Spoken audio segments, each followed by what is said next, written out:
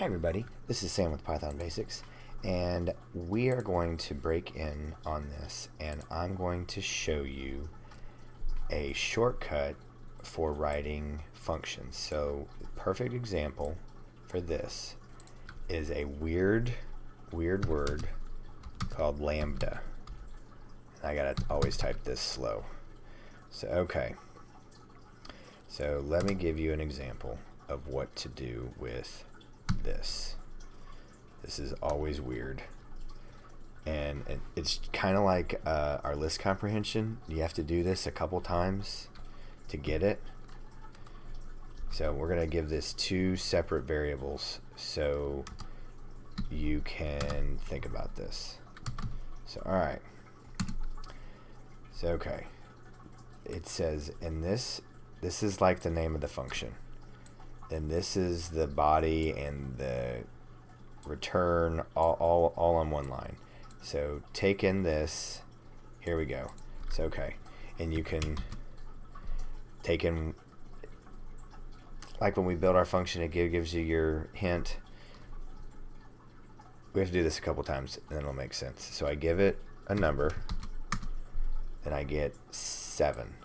So okay, so take in information, here's the variable, and then here are the instructions. So okay, let's do this again. So let's do 2 lambda okay, take in y, oops, left our equal sign out, and then 2. So okay, you ready?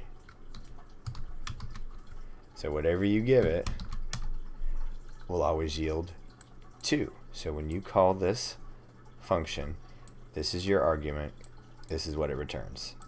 So okay, I know that's weird, we'll do it one more time. So let's block this out. Now as our key, actually let's leave that here and comment this out so you can see it both ways. So if you're just joining us, this is part 2,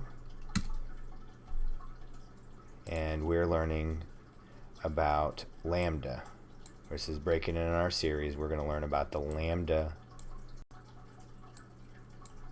usage. So okay, let's come over here. We're getting rid of last, and we're typing in Lambda.